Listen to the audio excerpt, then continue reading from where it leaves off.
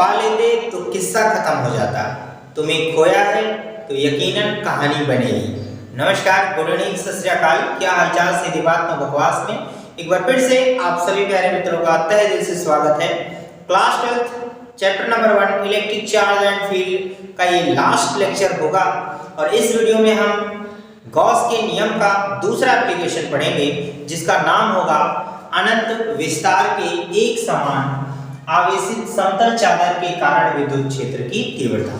अगर ऐसा कोई समतल चादर है, जैसे हमारा ये बोर्ड है, अगर एक समान रूप से आवेशित है तो इसके कारण हम पर कितना अट्रैक्शन लगेगा या हम पर कितना वैद्युत क्षेत्र इलेक्ट्रिक फील्ड जनरेट होगा, यही चीज आपको ज्ञात करना है। अब मैं बोर्ड से थोड़ी दूर पर हूँ या बोर्ड से ज्यादा दूर हो जाऊं, आपको पता है कि इलेक्ट्रिक फील्ड लाइन अनंत तक जाती है। तो जैसे जैसे दूरियां बढ़ती हैं, आपको पता है इलेक्ट्रिक फील्ड की जो वैल्यू होती है वो कम होती जाती है।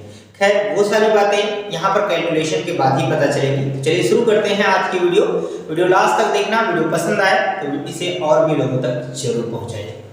चलिए, सबसे पहले आपको इससे पहले वाला लेक्चर अगर आपने हमारा देखा है तो आपको ये चीजें 100% आसान हो जाएंगी, क्योंकि हर टर्म वैसे के वैसे ही है। तो यहाँ पर एक साथ हम नहीं निकालेंगे, इसमें सबसे पहले एक छोटा सा पृष्ठ लेंगे और पृष्ठ लेने के लिए हम क्या करते हैं, एक बेलन इस तरह से बना देते हैं। ऐसे आप थोड़ा सा ऐसे बताइए, यह एक बेलन है।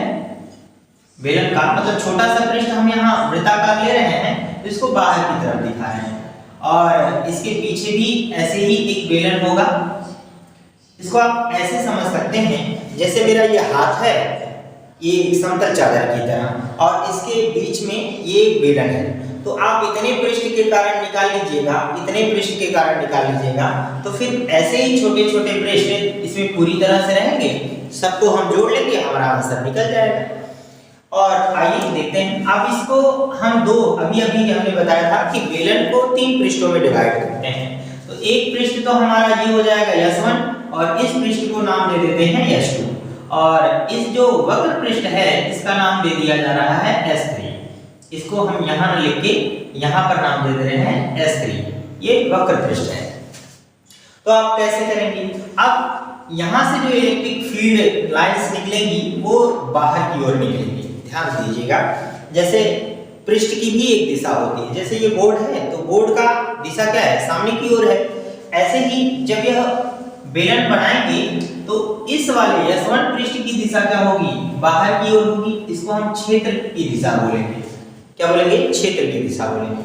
और इलेक्ट्रिक फील्ड लाइंस भी ऐसे ही बाहर की ओर निकलेंगी, तो इसलिए वैद्युत क्षेत्र की भी दिशा क्या होगी, यही होगी। यहाँ थीटा एंगल जो होगा हमारा वो 0 हो जाएगा। इधर भी वैसे ही कर लेना है, ये A की दिशा होगी और साथ में यही E की भी दिशा होगी, तो ये अगेन यहाँ थीटा बराबर 0 अंश हो जाएगा।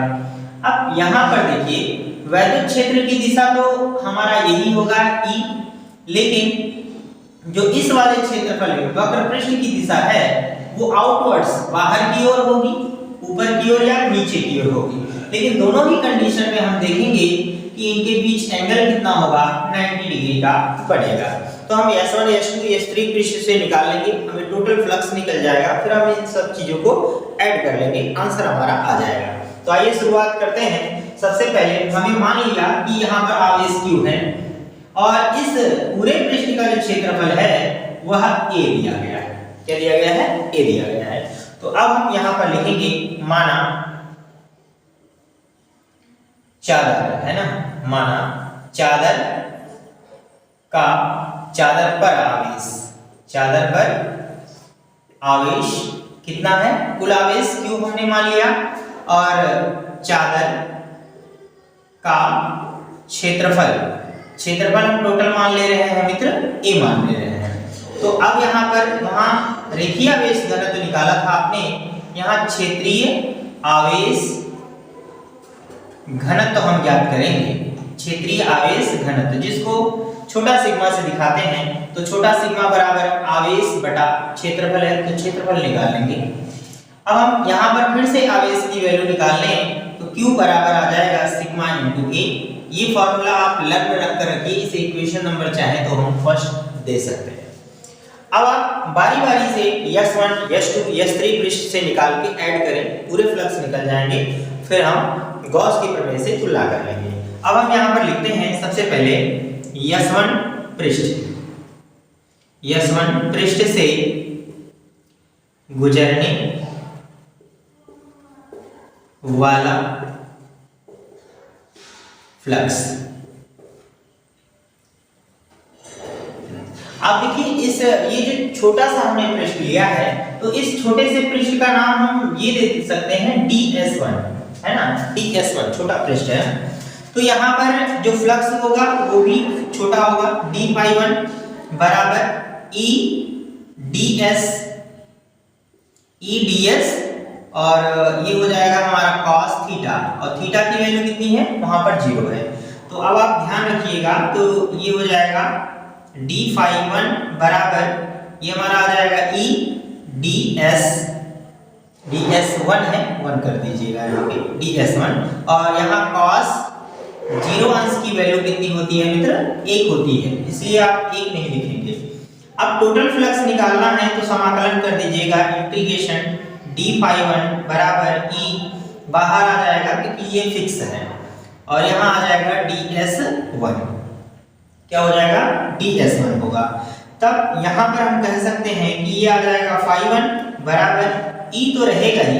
अब इस DS1 को देखिएगा ध्यान से, हमने कहा था कि इस समतल चादर पर आप ऐसे ध्यान दीजिए कि सपोज करो मेरा ये कैसे करें, ऐसे कर सकते हैं, मेरा ये हाथ है, हमने यहाँ पर एक छोटा सा ऐसे पृष्ठ बना लिया, तो इसका क्षेत्रफल पता चल गया, तो ऐसे जोड़ोगे तो पूरा क्षेत्रफल निकलेगा, और पूरा क्षेत्रफल हमने इस साइड में क्या माना है, a के बराबर माना है ना, तो यहाँ पर पूरा क्षेत्रफल जो हो जाएगा वो हमारा a के बराबर हो जाएगा, आप इसे ∅1 मान सकते हैं। ठीक है, क्लियर है, उम्मीद है बातें समझ में आ गई होंगी।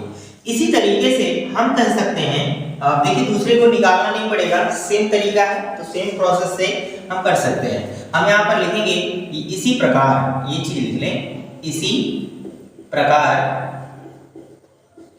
S2 पृष्ठ से गुजरने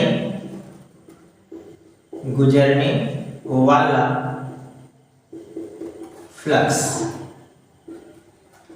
क्या हो जाएगा मित्र, हम कह देंगे ∅2 बराबर हो गया E × A, ये भी निकल गया। अब S3 पृष्ठ के लिए देखिए, S3 पृष्ठ से गुजरने वाला फ्लक्स, तो यहां पर आपका आ जाएगा ∅3 बराबर E × देखिए आप यहाँ d∅3 कर लीजिए, यहाँ पे भी आप चाहें तो छोटा सा पृष्ठ ले सकते हैं, कोई प्रॉब्लम नहीं है, और ये हमारा हो जाएगा DS3, और यहाँ आ जाएगा cos मित्र 90, और यहाँ कुछ भी आप लिखोगे cos 90 है, वहां पर 0 हो जाएगा, तो cos 90 की वैल्यू 0 होती है, तो 0 गणित का भगवान है, वो गुणा करेगा तो खत्म हो जाएगा सब कुछ। तो कुल मिलाकर हम कह सकते हैं कि ∅3 की वैल्यू आ जाएगी 0। अब कुल फ्लक्स कितने हो जाएंगे, कर लो यहाँ पे, कुल फ्लक्स आ जाएगा मित्र ∅ बराबर ∅1 प्लस ∅2 प्लस आ जाएगा ∅3। ठीक है, अब देखिए ये हमारा आ जाएगा ∅1 का मान कितना है, EA, यहाँ आ जाएगा E × A, और प्लस ये आ जाएगा E × A, और ये प्लस हो जाएगा 0, तो टोटल फ्लक्स हमारा निकल जाएगा 2EA। इतना पता चल गया। आप इसे नाम दे दीजिए समीकरण नंबर 2 का, समीकरण नंबर 2 नाम दे दीजिए। अब इसके बाद हम क्या करेंगे, गॉस का नियम लगा देते हैं, कुल फ्लक्स मिल गए हैं, तो गॉस के नियम से गॉस का नियम कहता है कि फाई बराबर होता है Q/ε0। अब इसे समीकरण नंबर 3 दे दीजिए। अब लिखिएगा समीकरण 2, ये भी पाई है, ये भी पाई है, तो दोनों को एक साथ कर लेते हैं, समीकरण 2 व 3 से, तो क्या हो जाएगा देख लीजिए, इधर फाई का मान यहां पर रखते हैं, ये आ जाएगा 2 × E × A और बराबर Q अपॉन आ जाएगा एप्सिलॉन नॉट। ये कर लेंगे। अब देखिए समीकरण 1 की सहायता से यहाँ पर देख रहे हैं कि Q बराबर सिग्मा इंटू ए है, तो ये वैल्यू हम रख सकते हैं। तो एक बार थोड़ी देर के लिए अभी हम इसको उधर पक्षांतर नहीं कर रहे हैं, तो यहाँ आ जाएगा क्या सिग्मा इंटू ए और अपॉन आ जाएगा एप्सिलॉन नॉट। ए से ए मर जाएगा तो E बराबर कितना आ जाएगा, देखिए E बराबर सिग्मा अपॉन ये 2 इधर चला जाएगा और एप्सिलॉन नॉट नीचे आ जाएगा।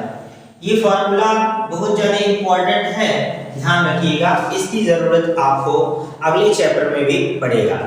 तो बहुत इंपॉर्टेंट क्वेश्चन था और इस पर बेस्ड सवाल भी हम करेंगे। साथ में जब हम कैपेसिटर पढ़ेंगे तो वहाँ पर भी इसका यूज होगा, काफ़ी आसान लगेगा अगर आप इसे लर्न रखते हैं तो। इसमें भी हमें यहाँ आप देख रहे हैं कि ए नहीं है, इसका अर्थ ये हुआ कि चादर कितना भी बड़ा हो कोई फर्क नहीं पड़ता, फर्क पड़ता है इसके घनत्व से।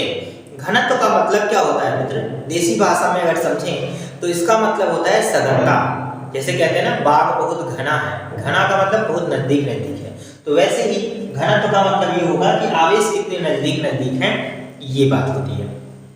उम्मीद करते हैं कि आपको ये कॉन्सेप्ट समझ में आया होगा और ये हमारे first chapter electric charge and field का एक लास्ट लेक्चर था।